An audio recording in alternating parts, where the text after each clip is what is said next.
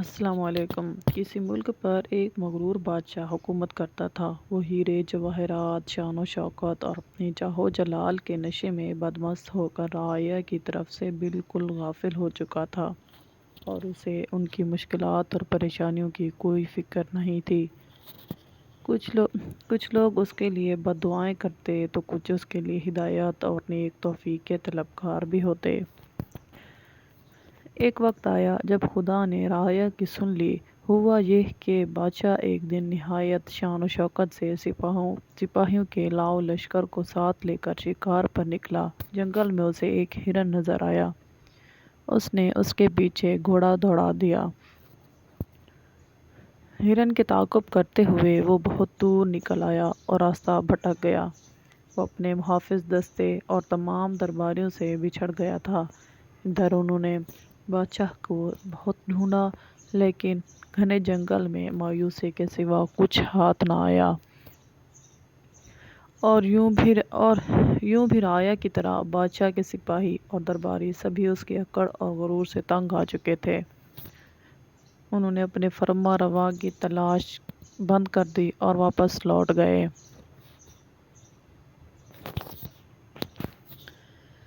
بادشاہ سارا وقت راستہ تلاش کرتا رہا، لیکن نہ تو اسے اپنے محل کی طرف جانے کا راستہ ملا اور نہ اس کے درباری۔ اس دوڑ دھوپ میں اسے پیاس لگنے لگی، مگر کہیں بھی پانی نہیں ملا۔ میلوں چلنے کے بعد اسے بہت دور ایک جھونپڑی نظر آئی تو وہ خوشی سے پاگل ہو گیا۔ اس نے سر پر گھوڑا دوڑایا اور جھونپڑی تک جا پہنچا۔ وہاں ایک بزرگ بیٹھے عبادت میں مشغول تھے اور ایک طرف کونے میں پانی کا گھڑا رکھا تھا۔ بادشاہ نے بڑی بے تابی اور خشک زبان کو بمشکل حرکت دے کر بزرگ سے پوچھا، پانی مل جائے گا ایک گلاس؟ ہاں مل جائے گا، مگر ایک شرط پر۔ بزرگ کی پرجلال آواز جھونپڑی میں سنائی دی۔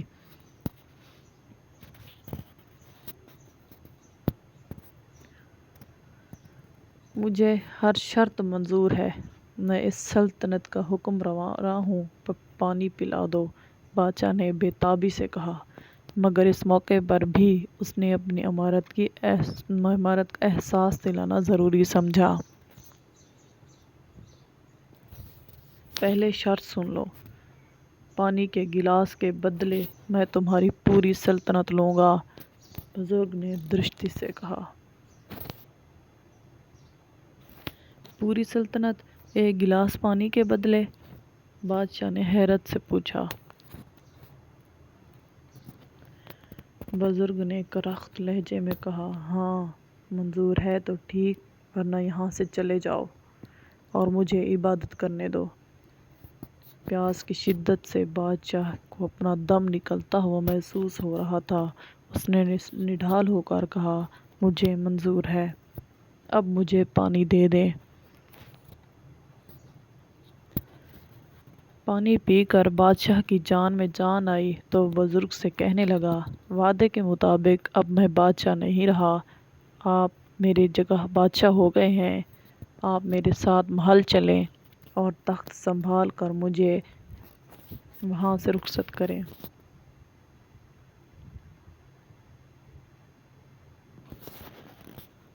بادشاہ کی یہ بات سن کر بزرگ نے مسکراتے ہوئے اور ایک بے نیازی کے ساتھ کہا، جس سلطنت کی قیمت ایک گلاس پانی ہو، اس کی حقیر بادشاہت لے کر میں کیا کروں گا؟ یہ سن کر بادشاہ بہت شرمندہ ہوا۔ اسے اپنی اصلیت کا علم ہو گیا تھا اور وہ جان چکا تھا کہ واقعی انسان کے پاس دنیا بھر کے خزانے ہوں یا کوئی بڑی سلطنت، لیکن جب وہ مجبور ہو تو اس کی قیمت ایک گلاس پانی کے برابر بھی نہیں ہے۔ بادشاہ کے دل سے شان و شوکت اور اپنی امارت کا سارا ذوق و شوق اور ہر آرزو گویا جاتی رہی۔ اس نے خدا کا شکر ادا کیا کہ آج اسے ہدایت ملی۔ بادشاہ نے ایک اچھے حکم رواں کے طور پر زندگی بسر کرنے کا فیصلہ کر لیا۔ تب اس بزرگ نے بادشاہ کو گھنے جنگل سے نکالا اور محل تک پہنچایا۔